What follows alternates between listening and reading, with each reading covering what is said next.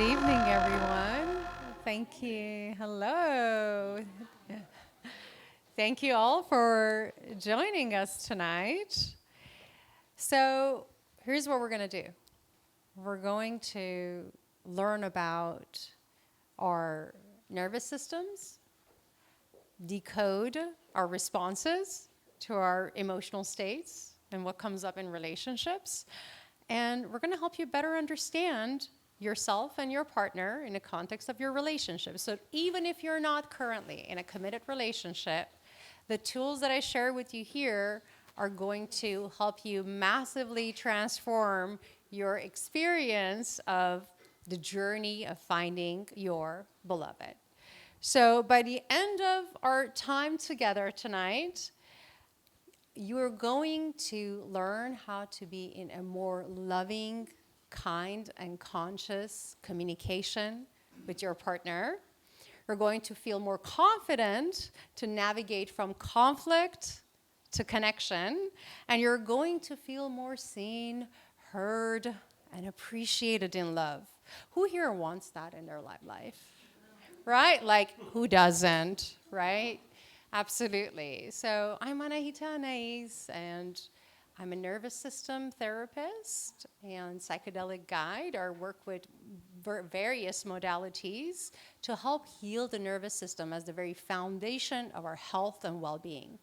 When our nervous system is healthy, our physical, emotional, relational, and financial health all thrive. But when that foundation is shaky, we can learn all the wisdom in the world, do all the trainings, all the therapies, all the medicines, but we're operating at a deficit. So this is why I'm so passionate about sharing this material here with you tonight.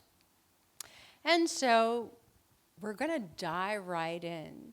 You know, people who joined this workshop, later on they tell me, you know, you should rename this workshop from Harmonious Intimacy to the Trigger Workshop. And it's, in some ways it's true, but I really like to go to the root, not the symptom, right? And the root truly is harmony and cultivating a sense of inner and outer harmony. So we're gonna learn some things about how triggers work, what they are, and we're gonna do some practice together. And then we're going to learn about the posture of harmony, the body language of love. So many nuanced communication in every given moment that we are actively engaged in without even having consciousness around it. Our bodies are like incredible instruments. They have their own music, they have their own note, they have their own language, and they're always communicating something. And so I promise you, as we start to practice this together, you're going to realize, oh, I kind of know this, but not consciously. So yes, you subconsciously know this, and until we bring consciousness to it, and then we're going to help you better understand and make better choices, feel more empowered to not only understand yourself, but also to better understand your partner. So before we dive deeper into this, if you're partnered here tonight, then you don't need to raise your hand.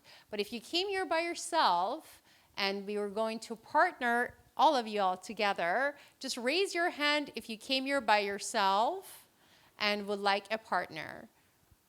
So turn to the person next to you and ask if they would like to partner with you. And then if you're still standing at the end of it, keep your hand raised. It doesn't need to be man, woman, right? No, it does not need to be different genders.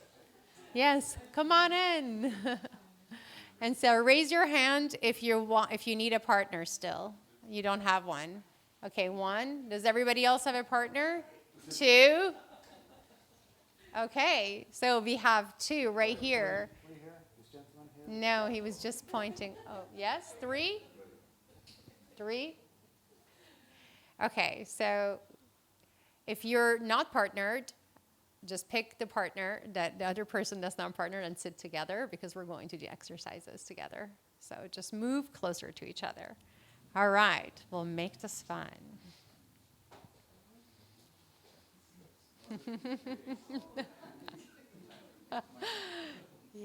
Yes. So take a moment, introduce each other, introduce yourself to your partner. If you haven't met yet.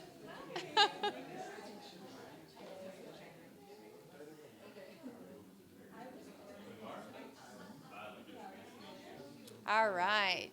Beautiful. Okay. So raise your hand if from time to time you find yourself feeling like a sense of hopelessness and frustration after an argument with your partner. Raise your hand. Or maybe you're not partner right now in the past partners, right? And so it seems to be, somehow that our most close, intimate person in our lives is also the one that can press our buttons the most. And sometimes we are wondering if something's wrong with my relationship. If I'm going through my relationship and I'm experiencing all this trigger, it must not be the right relationship for me. So often, when two people come together, initially, there's this incredible infatuation, this intoxicating cocktail of hormones that binds us together. We cannot see anything but perfection with our partner until a few months in, about a year in, everything starts to fizzle out. Oh, the true self shows up. Is it the true self? Or is it that the rosy glasses aren't on anymore? We never really know, but here is the truth. Here is what I do know, is that most of us have some protective mechanisms that kind of like shields that we took on when we were little kids most of the time. And we carry them around, believing that this is part of our identity. This is how we're going to protect ourselves. This is now who we are. But as we enter an intimate union, these masks inevitably drop because we can't keep that up all the time. So they inevitably drop. The true self is emerged. And with that, the wounded self is emerged. And if we have the tool sets, the language, the communication, to the safety of the container of the relationship, to feel that it's okay to be ourselves, to be witnessed, to be seen, to be heard, then miracles happen. Deepest healing opportunity unfolds right there. But if we don't have those tools, we are left unequipped, feeling like something's wrong with me or something's wrong with my partner. I want you to raise your hand if you received education in how to effectively navigate your emotional triggers as a child. Very few people. No, not as a child. Okay. Raise your hand if you got that education in school before you graduated high school. No one. Raise your hand if you got that education in college. Raise your hand if you had to teach yourself. Figure it out. Right? Everyone, almost everyone. And so it's not really our fault that we experience the sense of hopelessness when confronted with our triggers. We were not set up to succeed. I always say that there's two things that cause the most heartache in our adult lives: money and relationships. And the two things that we are not effectively trained at all unless we seek that ourselves. And they cause quite a bit of heartache in our lives. And so that understanding is essential. So we'll go back to triggers. What are triggers? Protective mechanisms, essentially strategies to self-protect. That's all it is. And so trigger isn't a menace, it's an opportunity. It's a compass that shows us that there is something here for me to look at. There's something here for me to heal. Now, in order for that trigger to be fully healed, it must be witnessed. And to be witnessed, the environment must be safe enough to do that. So safety is an absolute foundation in the relationship. If there is trigger and there is relational safety, it equals healing. Because most trauma is connection trauma. And connection trauma forms early in childhood, often. in connection. And even if it's later on in life, it always forms in connection. And it can only heal in connection.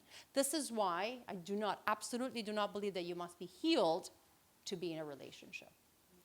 But you must know thyself, know your wounds, know your quirks, know your work, know your strengths, and know what your true needs are for safety so that you can heal, and make your choices in the relationship from that lens. So if you're seeking a partner, this is really helpful information to have. And so when we have that knowledge and information, then we can show up, we can be vulnerable, we can share who we are because the environment is safe. So how do we create safety? Who here can tell me what you consider to be the characteristic of a safe partner? Trust, yes. Also someone that's already aware of your vulnerabilities and when you're at. Yes. One that tells you when their triggers are being triggered. Yes, really good. Absolutely. Yes, very good. Okay. So I've developed a framework, called the Pillars of Relational Safety, and it has a few different categories. We have connection, communication, and commitment. And under connection, it starts with presence. We're not going to have time to go through all 9 modules. There are 9 modules, but it starts with presence. Presence first with ourselves, and then an extension of that presence is the gift that I offer to my partner, and I'm present with them. And so first I must be present with myself, have awareness of my responses, my thoughts, my emotions, so that I can be present with my partner. So it starts from that core of presence. And so I invite you to be really present today as we navigate through this experience together. And I promise you we're going to get started very soon on the experiential portion of this workshop. And so when it comes to triggers show up in different ways in our experience. So there's different trigger responses. So there's 2 primary ways triggers show up in our experience. Either our response is to defend, or our response is to disengage. And so I'm either defending or disengaging. Defending looks like I'm maybe anger, frustration, argument, going back and forth, bickering. Disengagement is stonewalling, ignoring, pretending everything's okay, maybe walking away. That's disengagement. And so we tend to have both of these responses, but one of them is our more go-to primary response. Okay. So take a moment and share with your partner what's your primary go-to response. All right. Okay, I promise you we'll come back to your primary response in a little bit. And so why do we want to understand triggers, and why do we want to understand our default responses? Think of triggers kind of like a car that's about to start rolling down the hill. If you start noticing that car is starting to move, once the wheels begin to turn and you try to stop it, you've got a pretty good chance of stopping that car from rolling down the hill. But once that momentum has started, you better get out of the way. And that's really what triggers are about. The earlier you recognize that they're happening, the more effective you're going to be in stopping them. And so how quickly can you recognize a trigger? Well, by the time your partner is yelling, running away, expressing in some shape or form, verbally, it's already too late. And so our bodies hold incredible cues and wisdom and information that can tell us, even before we're fully conscious what's happening, that I'm getting triggered. But not only that, I'm going to teach you how you're going to be able to also identify states of trigger, that initial responses in your partner before they even react to you. And some partners will react, but like we said, some partners we will disengage.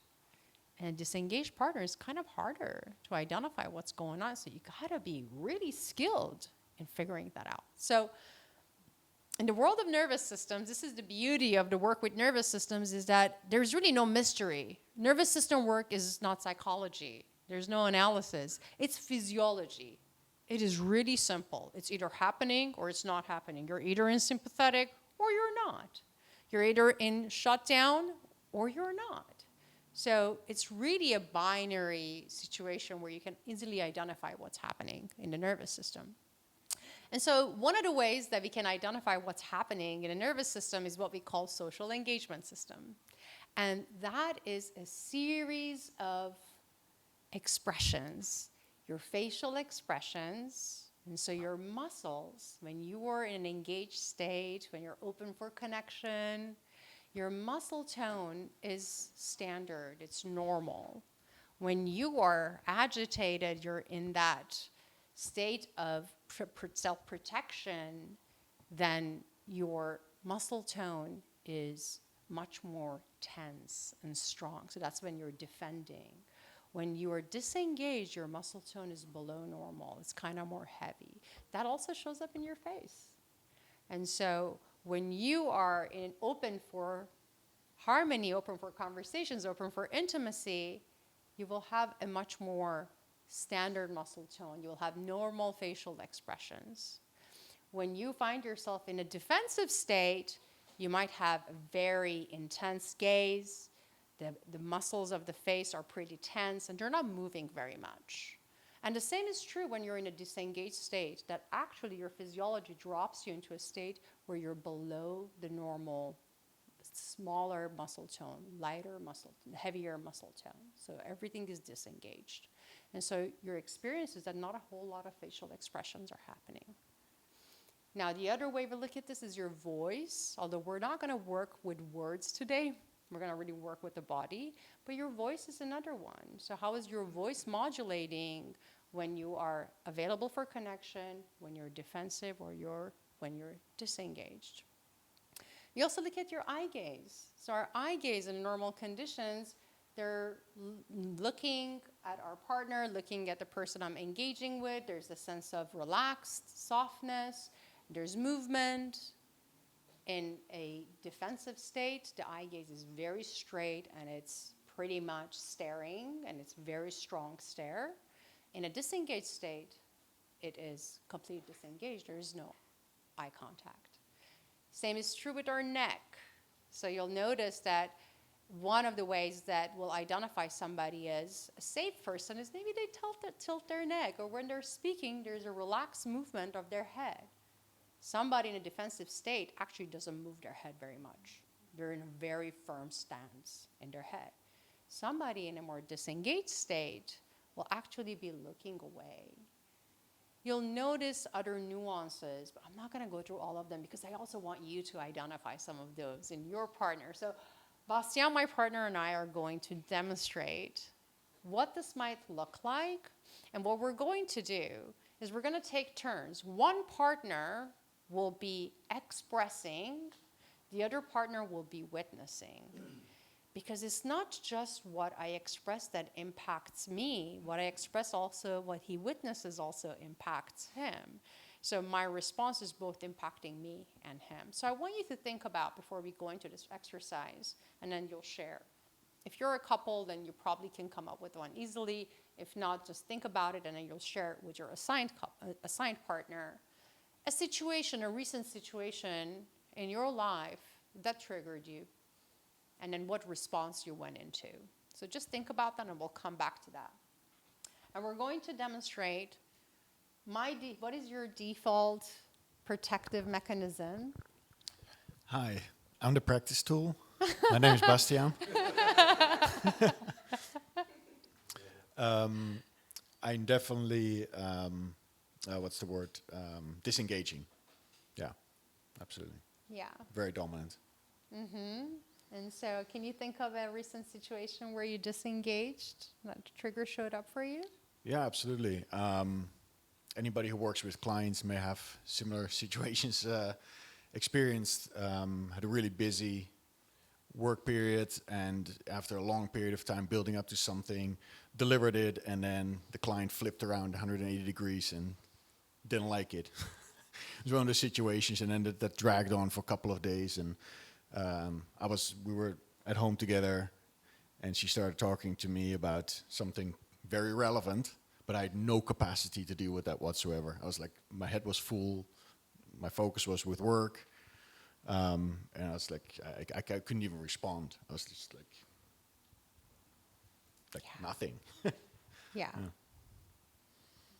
So maybe we can reenact, some of that, or any of the essentially the response that is a disengaged response, which is your default. My default response is definitely defensive by default. So I'm more of a fighter than a passive kind of checking out. I want to solve it right there and then, and that's my default. And I've had to teach myself through the years that that's not actually effective.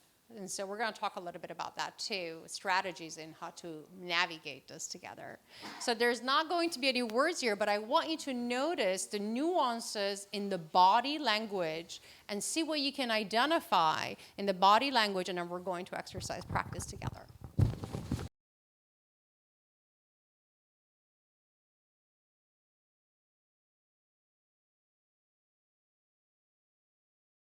So part of this work is an invitation of what did I notice in him, is that I noticed a whole lot of disengagement. He wasn't looking at me, his head was turned, he just seemed to not be interested, and his shoulders were kind of dropped. And so not a whole lot of expression in his face. But also I'm noticing within me that triggers something. Like, did I do something wrong? What's wrong? What happened? So that's my default response because I've trained myself. In the past, my default response would have been, what's wrong with you? Anyone relate here? Like, what is that? So again, bringing that appreciation of nuance into what is actually happening in this moment with his nervous system and his body, and then we'll talk about how to decode that. And so now he'll be witnessing and I'll be expressing.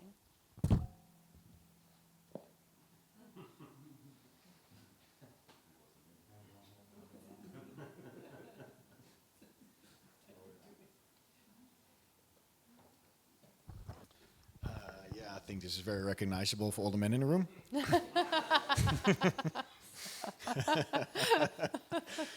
I mean, solid. Your head was tilted down. You were staring me down. There was no breathing. You could feel that energy coming, like aggressive energy coming forth. And it immediately triggers like questions like, okay, what's going on? What did I do wrong? Right? Yeah.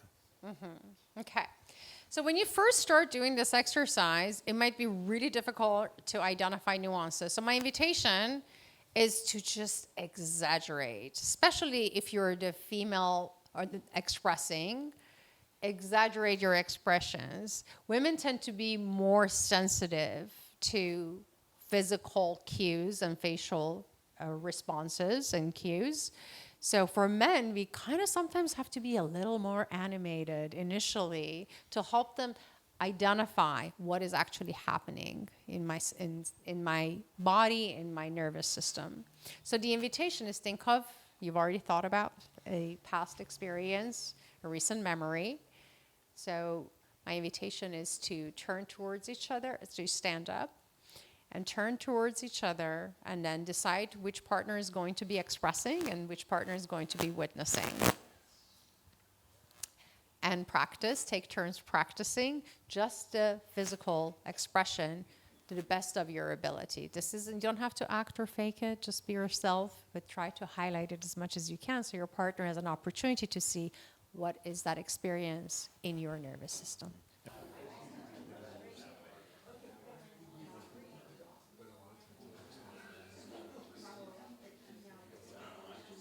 All right, how's it going out there? Do you need more time or do you feel complete? If you're done with your exercise, sit down so we know.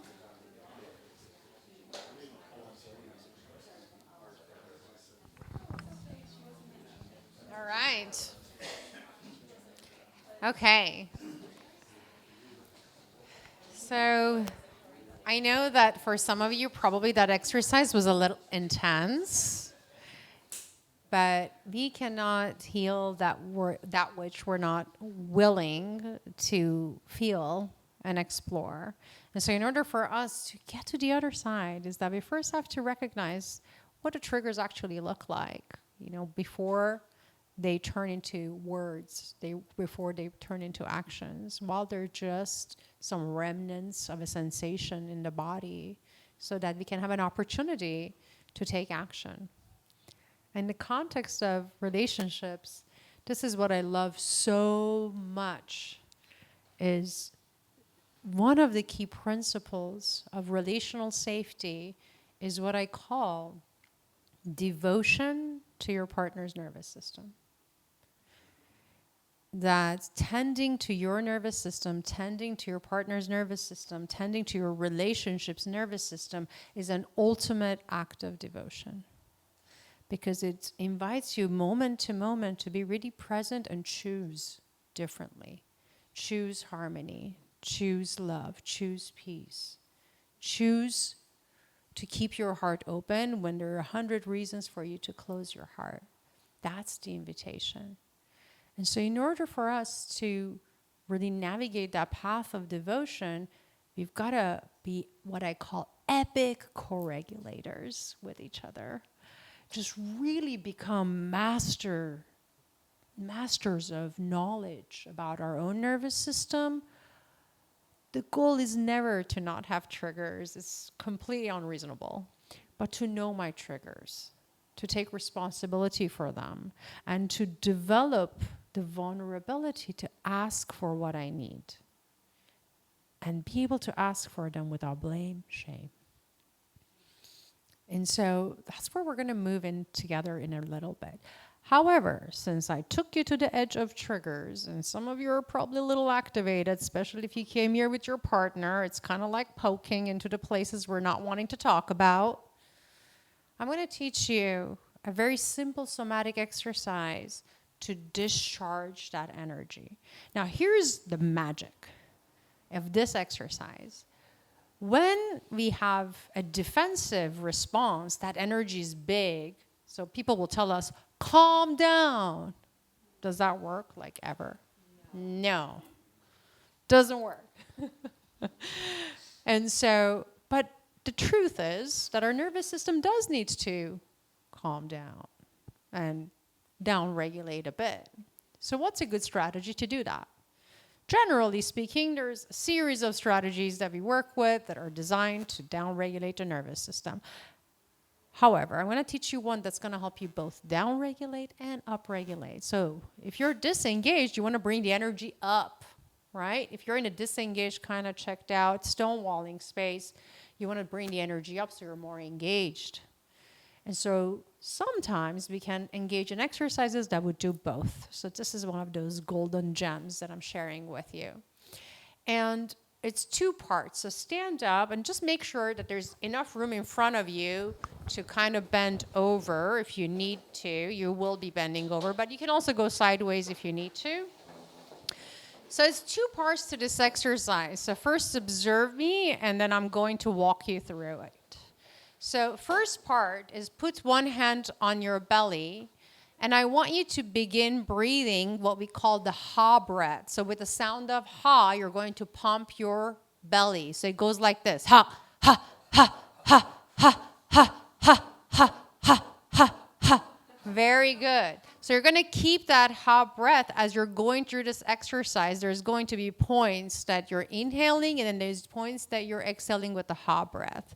Now, the second part of this exercise is called the wood chopping exercise, and it's kind of what it sounds like. So I'm going to demonstrate. You're going to bring your hands, clasp them together like you're holding an axe. And you're going to just kind of stand feet parallel about hip distance apart. I'm going to demonstrate this sideways so you can see what I'm doing.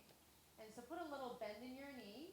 And you're going to inhale as you lift the axe up. And as you exhale, you're going to go to ha breath. Ha, ha. Inhale and ha. Keep going. Ha. Let it go. Ha.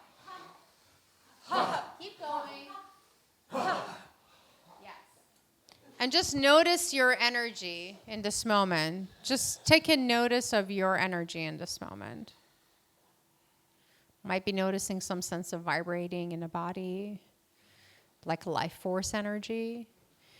And so sometimes when we're really in that defensive state, activated state, what we need is like, I want to punch a wall. Like, do this. Don't punch a wall. This is going to release that energy from your body and bring you back to the baseline. And other times you're kind of disengaged. You're like, I don't feel like doing any of it. I don't want to talk to her. I don't want to do any of it. Do the wood chopping exercise and then decide if you want to do it or not. Because what we really need to do is learn how to come to a different state, a more resourced and harmonious state in our nervous system before we make any decisions. So that's really what this work is about. You can sit down. I just realized that when you made me hit my bed with a baseball bat for 30 minutes, it was a different version of this. I did. Would you like to share about that, Bastian? I don't remember what the trigger was to do that, but especially last year, I had 6 months of pretty heavy medical stuff to go through, and my nervous system was a complete wreck. I wasn't sleeping at all. She started deploying her magic on me, and one of the exercises was to really bring me down. We did different kind of exercise, and they all helped. I find it fascinating how simple things can be and how effective they can be at the same time. And this was an exercise where I had so much energy in my body that I just couldn't release. And I played baseball for 8 years. I got a couple of baseball bats at home, so I just piled up a couple of pillows on the bed. I was just slamming the pillows on the bed for like 10 minutes, just getting that energy out, and it worked. Like it was just coming down. Yeah. Beautiful. Thanks for sharing. Yeah, sometimes we underestimate just the power of our body, what it's holding, and our ability to just navigate some of our challenges through the body first before we try to attempt to access the mind. And I find that that's a really good strategy. So before we move on, I'd love to hear from some of you if you'd like to share, when you went through that witnessing and expressing exercise, what is something that stood out to you? What is something that came up for you that you'd like to share? Yes. Something that I noticed is that, the laughter that came out of me, not because I thought the movement was silly, but because it was, cathartic. In doing that, there's also, some joy there, or, kind of a sense that, it's not that serious, Yeah, very good. Absolutely. It's like bringing this attention to the nuance. It's like, can I observe it? Can I approach it from this angle, versus all this other stories that we weave around what's actually happening? Beautiful. Thank you. Anyone else? What I love about the exercise is like a pattern interrupt. If you're in a trigger and you do that exercise, not only the breathing, also you help it to reset your old programs that make the trigger work. Yeah. So I think I have a lot of that doing, daily yoga, but in this exercise, I love this simple magical, tools. Yeah. So I think it's very good to reset yourself. If you really want to change, I make the best out of the trigger. I think that is she says that, well, I cannot do that in a restaurant.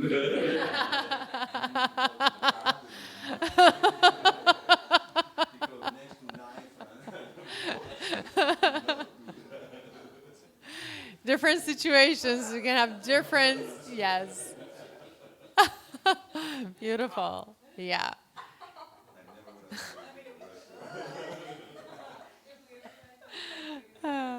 Anyone else would like to share? Any of the couples? Yes, Elizabeth. Well, we just met this weekend, and it was really profound to do this exercise with a complete stranger, because he completely read exactly where I was coming from without knowing any of my past. Yeah. Isn't that incredible? Yeah. She was able to express that. Yeah. It's something that I knew. So that was a pretty cool connection.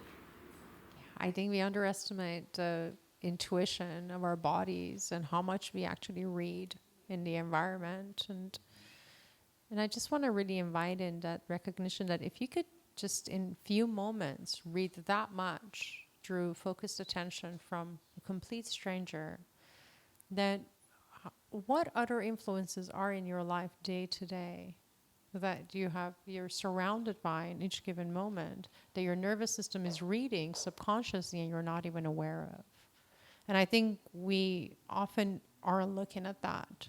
And whether it's this noise or traffic or media or some relations or sometimes even our job, you know, what is my nervous system collecting data on all day long? And what signals is it receiving?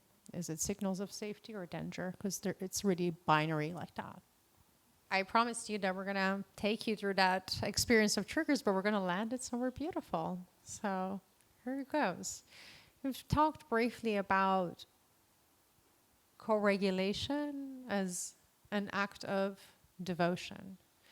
And this process is really becoming deeply familiar with ourselves first, and also with our partners, patterns and triggers. Because if something is showing up in our experience in a relationship because it's showing up to be healed, that really is it. And if we can create a loving and safe space, both partners show up at that level, in my opinion, there's no challenge that we cannot overcome if we truly show up at that level with each other.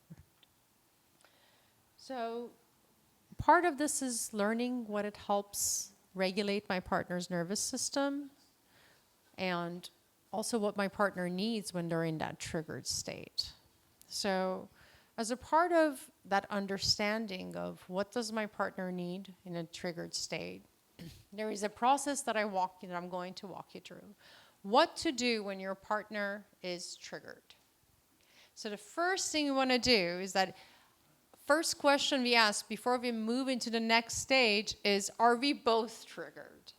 Because if we're both triggered, we're not going to be able to be effective in any shape or form. So the best option at that stage is to separate yourself, have a conscious conversation in that moment. I'm going to take 15, 20 minutes, have an agreement. We'll come back in 15, 20 minutes. I'm going to go self-regulate. So you got to have some really good strategies for self-regulation too. Ideally, not involving substances or calling other people to vent about your partner, right?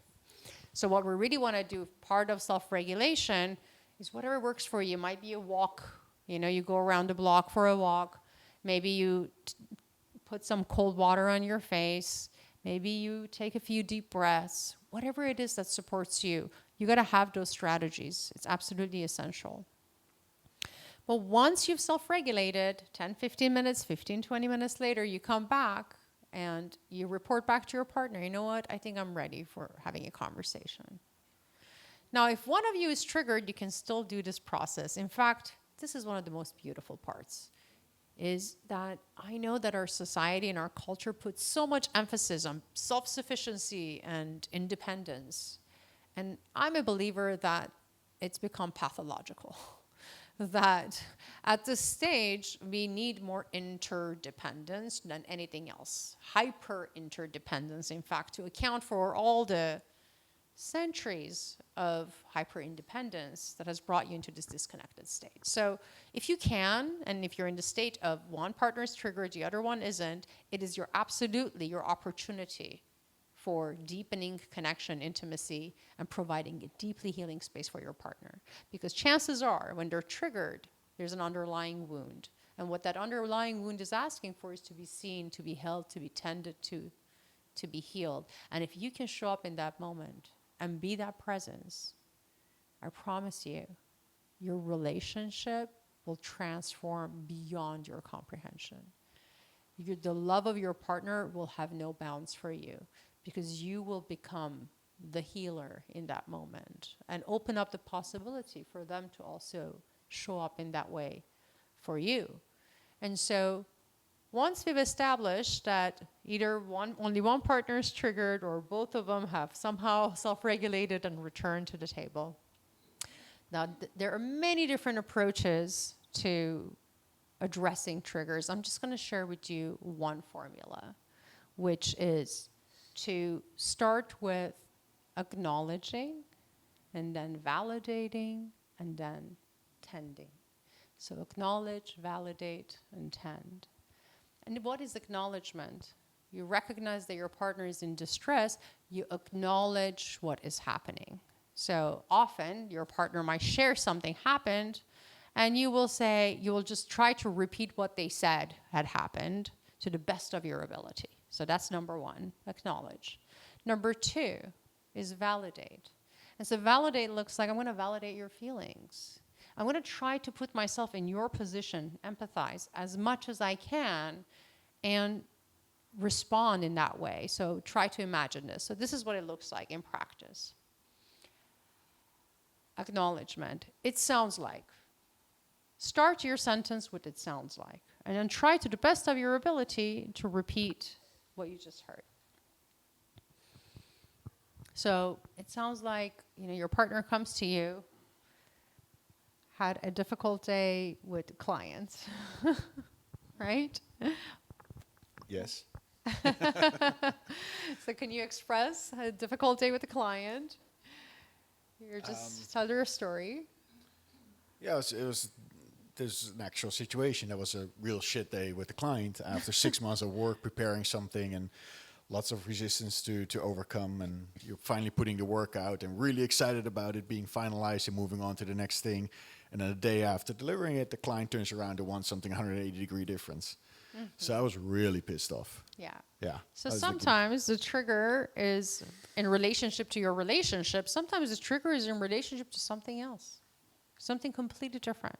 So in this case, I'm hearing what he's saying, and I'll say, it sounds like your client was not really good communicator. It sounds like you had a really rough day. It sounds like it kind of went off the rails. It didn't turn out how you wanted it to turn out. Number two, I'm going to validate his feelings. It must feel. What does it feel like?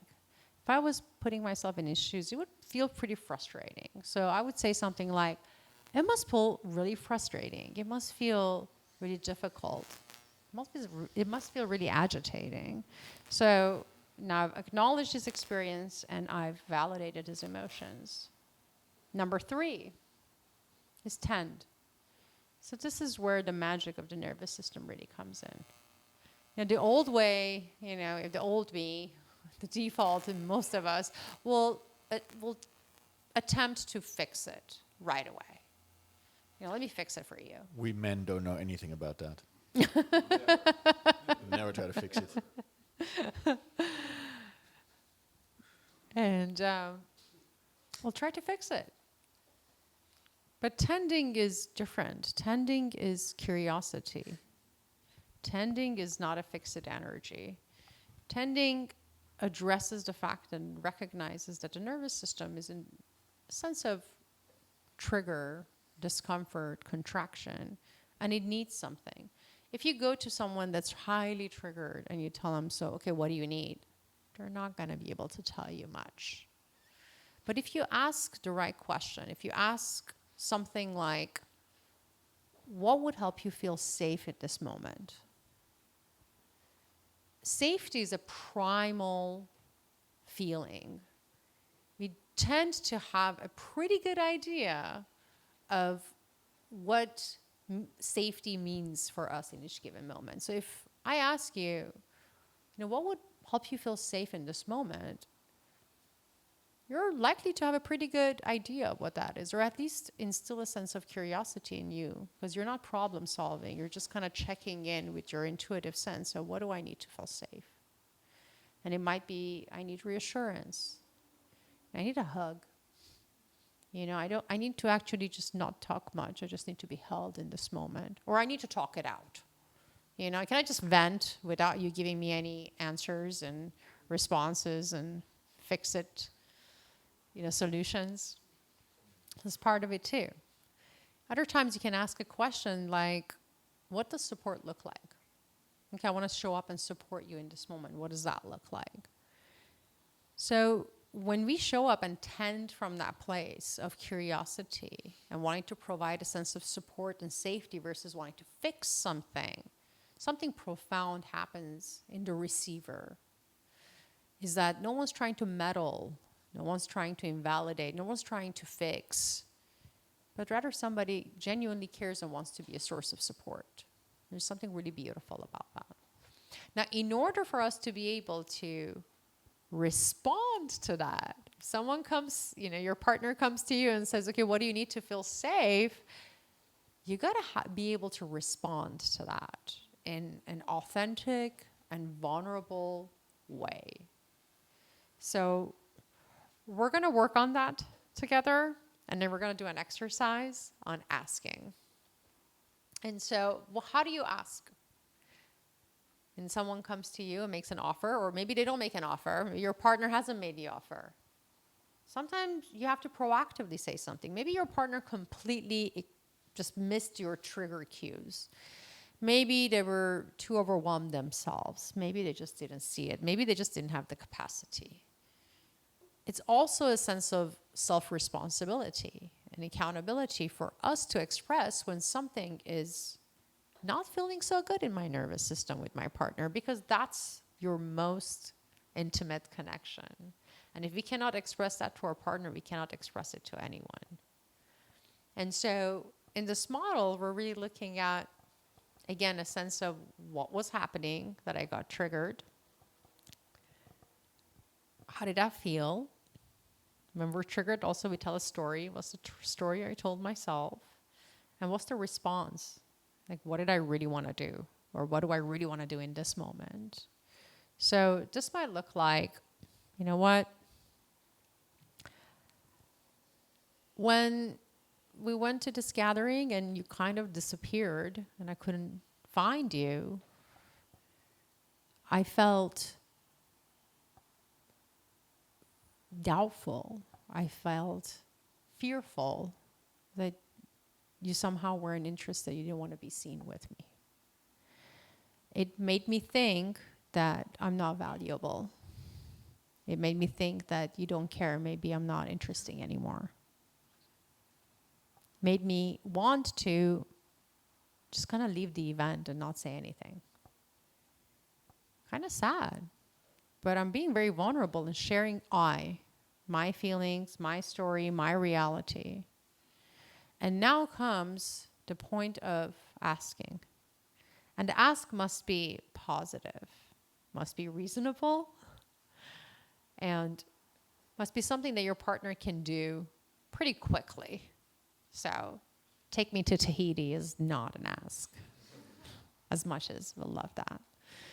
So, the ask is positive. We don't say don't do something. So, it looks like it would really help me if positive. It will really help me if when we're out together in an event, you can check in with me, more often. It's a very simple ask.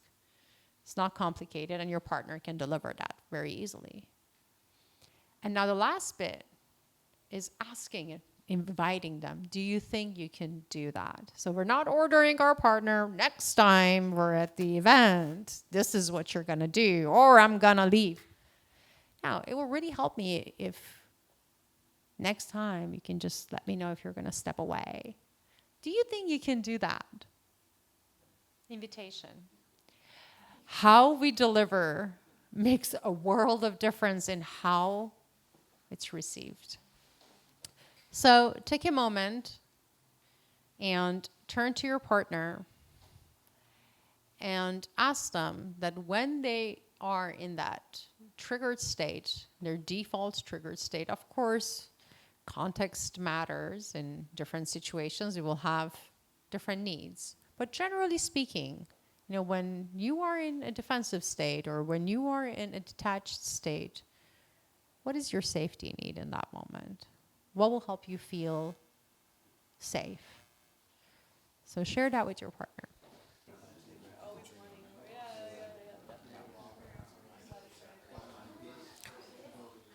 All right. How are we doing? Okay. Okay.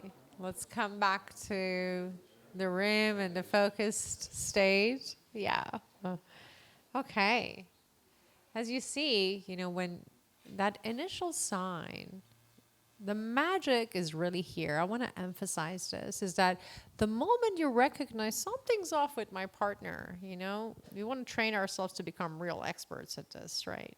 Be able to notice a little change and be able to say, hey, honey, I'm noticing something. Not in a projecting kind of way, but how are you feeling? I'm feeling your energy shifting a little bit. Are you feeling triggered? Does that feel accurate? And if they say yes, you know what? Yeah. It's like, again, you're starting to catch the car before it starts rolling down the hill. And in that moment, if you intercept and say, how can I be of support? What does support look like right now? What do you need? What's happening? Would you like to talk about it? It's medicine. To be able to have that level of attunement with your partner where you don't even have to say anything.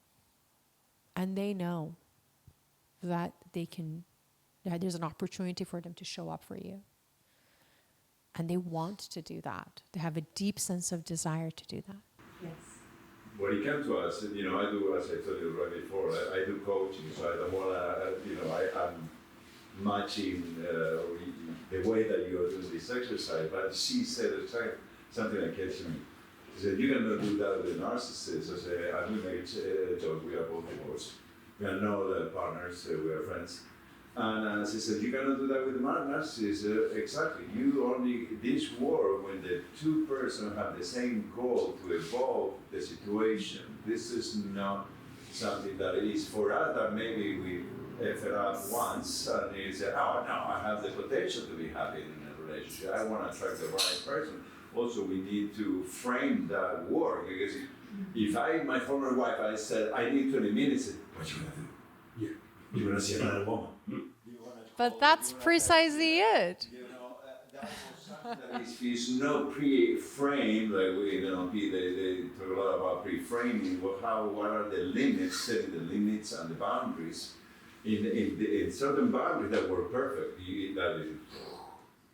But see, when you are showing up with an open heart and the response you receive is not an open-hearted response, and you keep trying and the heart doesn't open, that's really helpful information to have.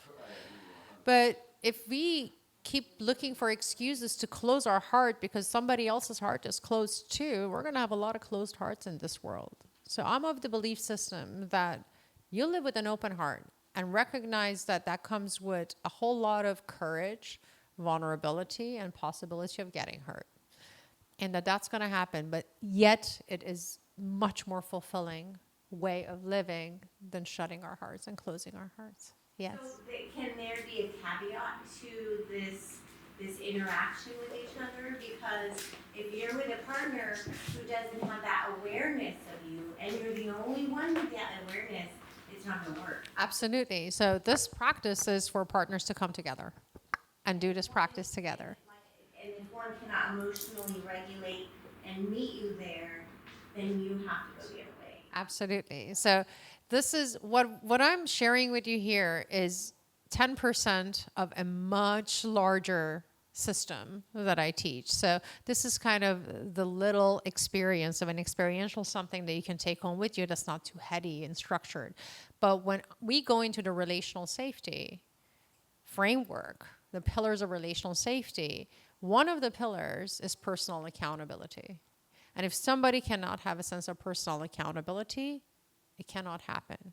And so there are multi-levels that we assess people. After this session, come to me, any of you, I have a quiz and I can hand out a code you can scan, and you can kind of learn more about that, and it will give you a score and give you kind of exercises and practices and questions to consider to recognize, okay, where am I? Am I really showing up in this way? Is my partner really showing up in this way? And for as long as there's desire to work on the relationship, it doesn't matter where you are.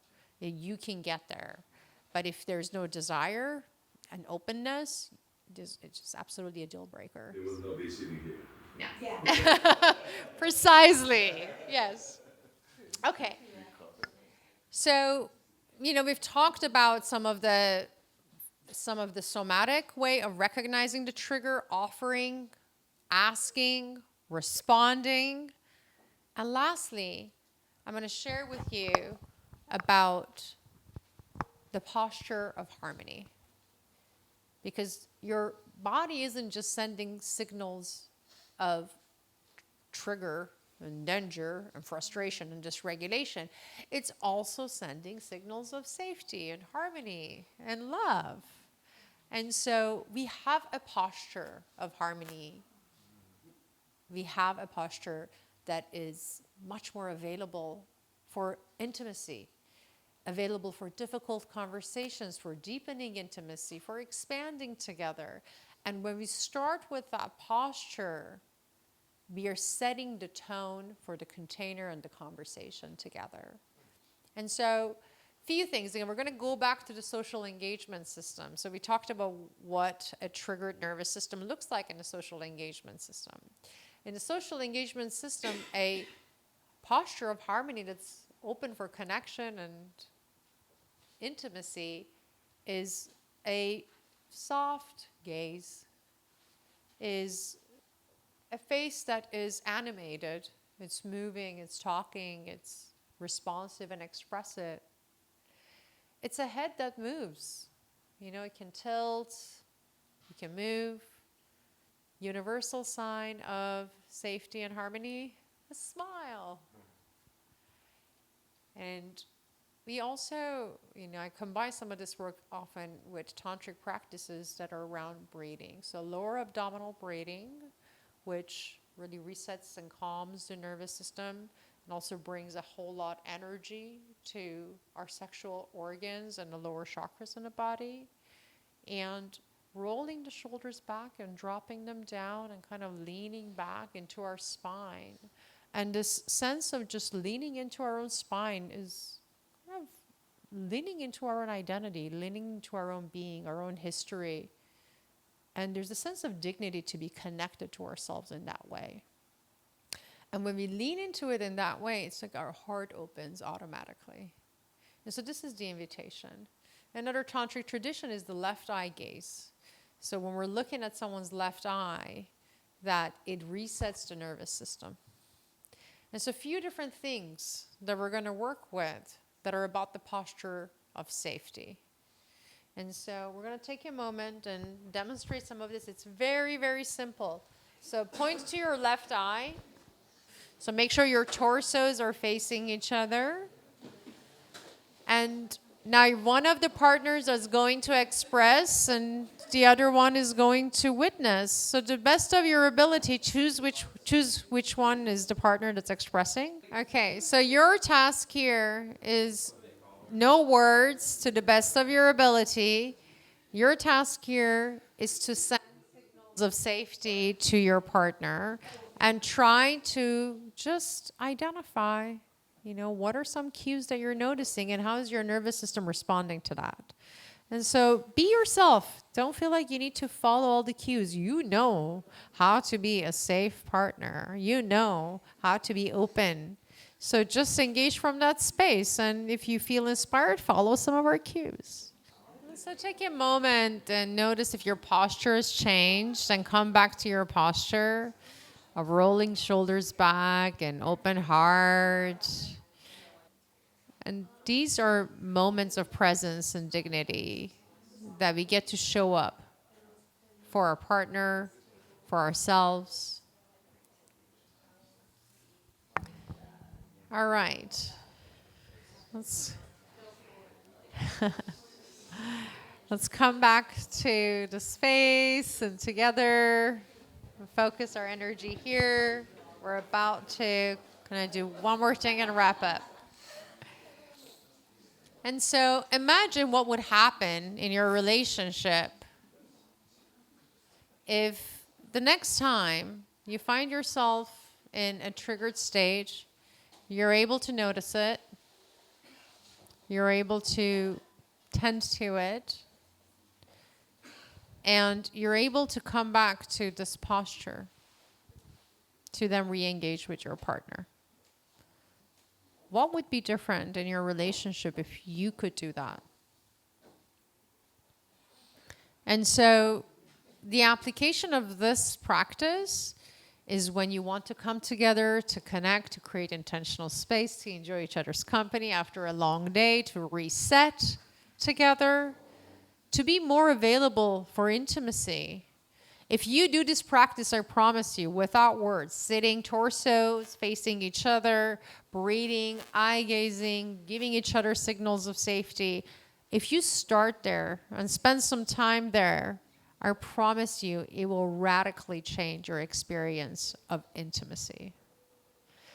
Also, when you find your partner trigger and you're attempting to co-regulate, this is a really great place to come afterwards, following difficult conversations, following dysregulation, following disconnection, to just say, you know what, let's take a moment and come back together.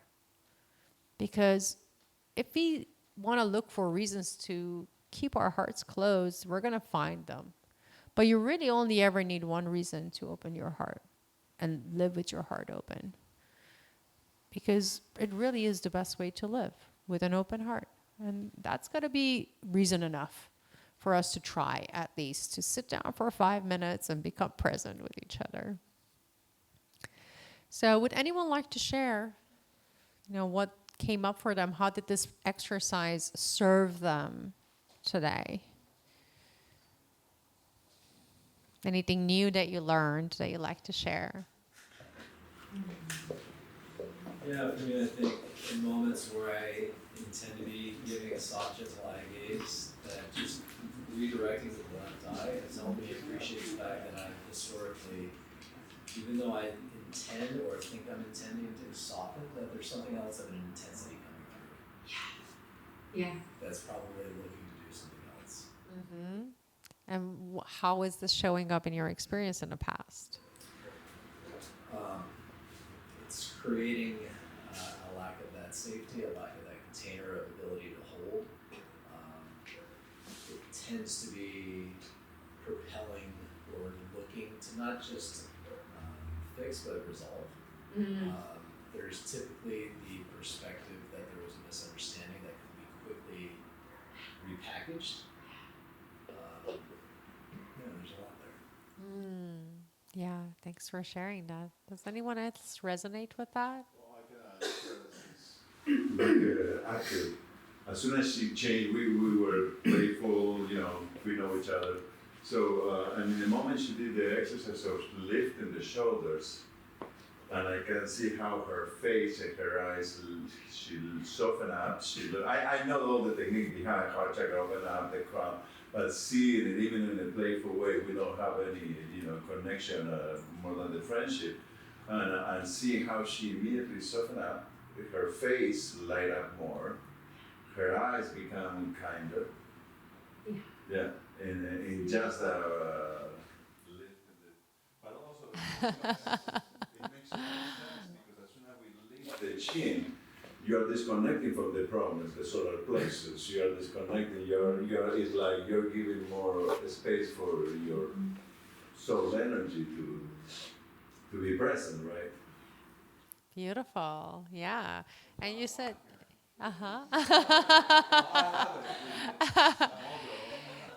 But I think that's really helpful information to have, wouldn't you say, Crystal? Right? I mean, and I tend to keep my heart open. Yeah. Like, no matter what, I just keep it open. Yeah. I mean, I've learned that can be painful, but to me, there's no other way. Yeah. And so do you find that that's reflected in your body posture as you move through the world? I think so now, yeah. I think so, but then at the same time, sometimes I tend to put up the defense. And I'm more like you, like a defend. And then when I defend and I don't get anywhere, then I deflect. So that. But as soon as she shifted the shoulder, there was no defense. Yeah. As soon as she did from this change to this change, it was energetically she expanded.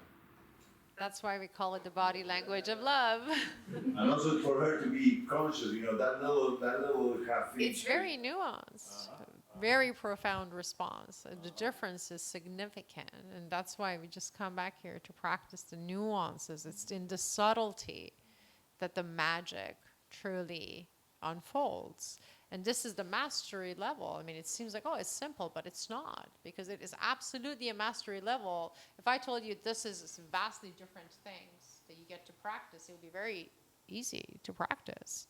But if you're practicing subtlety and fine-tuning like a fine instrument, then this is actually advanced mastery practice that you get to do in day to day. Beautiful. Okay. Well, I want to open up, some space for, conversation.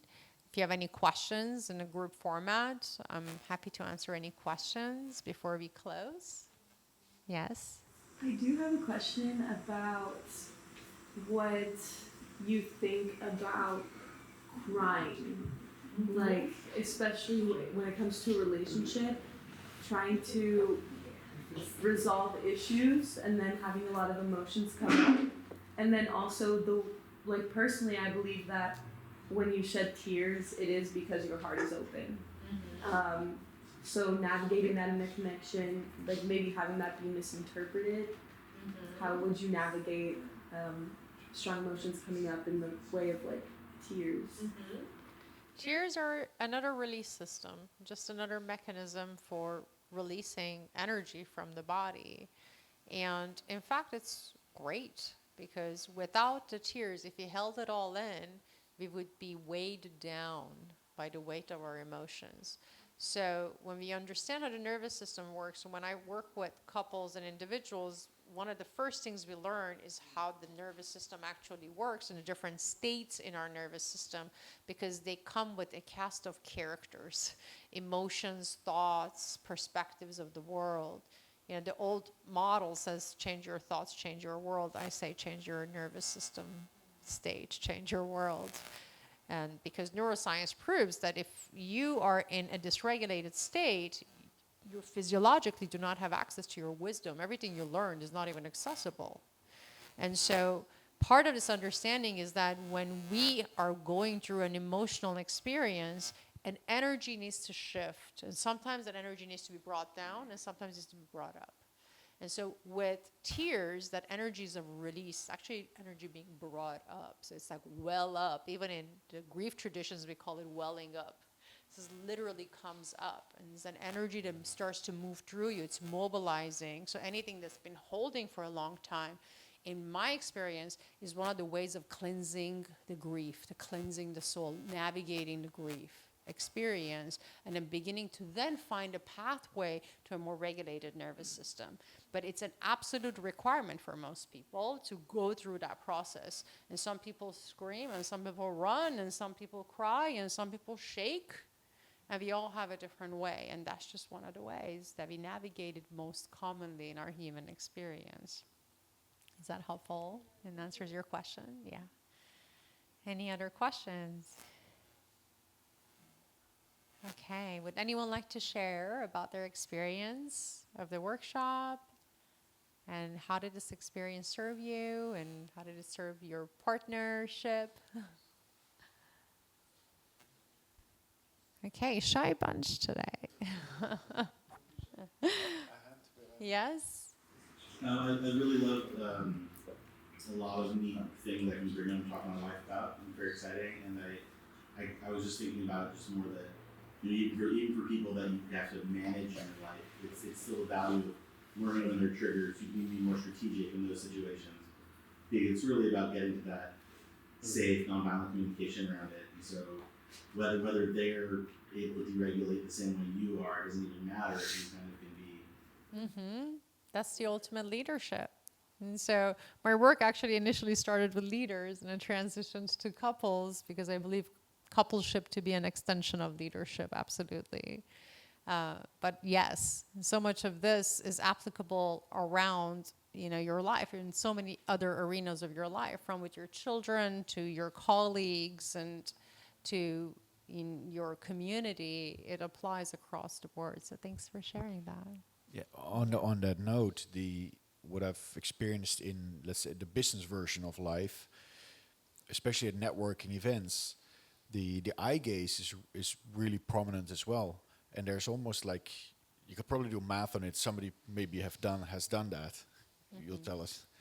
the more somebody is tilted away from you or turned away from you, and the more their eye gazes everywhere else except for you, the less connection there is, the less interest there is, and the more close that person is, versus when you're networking and you end up right in front of each other and really engaging, you know you're there, you're fully present with the other people. And it works in business settings as well. It's an immediate indicator of what the level of interest is of somebody to actually, talk with you. Yeah. Yeah, thank you. All right, beautiful people.